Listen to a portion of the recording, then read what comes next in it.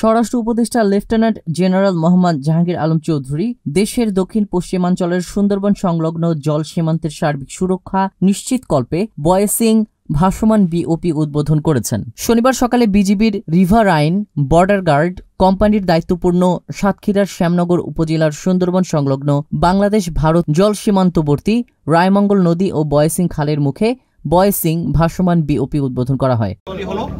আমাদের riverine border guard company আছে, যেটা মূলত এই সুন্দরবন এলাকায় এটা পাহারা দেওয়া, টহল করা এবং চোরাচালান প্রতিরোধ করা, যে কোনো ধরনের অপরাধ প্রতিরোধ করার জন্য।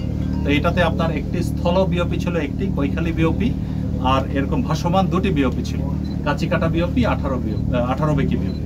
তো এগুলো আরও ডিপে আমাদের এই নদীর ভিতরে, আরও ভিতরে, বাট এইখানে এই আপনার এই রায়মঙ্গল নদী এর সাথে যে এই বয়েসিং যে চ্যানেলটি আছে, এটি দিয়ে চোরাচালানের বেশ একটা বড় চক্র সক্রিয় ছিল। এটা প্রতিরোধ করার জন্য আমি সিদ্ধান্ত গ্রহণ করি যে আমাদের এই তৃতীয় ভাসমান বিওপিটি আমরা এখানে স্থাপন করব।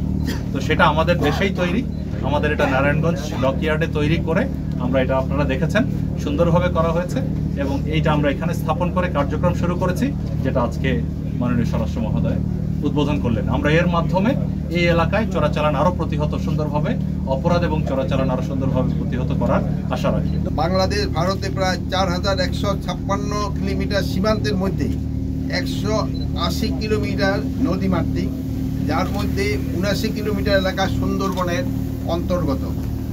পূর্বে দুইটি ভাসমান বিওপি, একটি কাচিকাটার অপর আরেকটি 18 বেকিতে স্থাপন করা হয়েছে।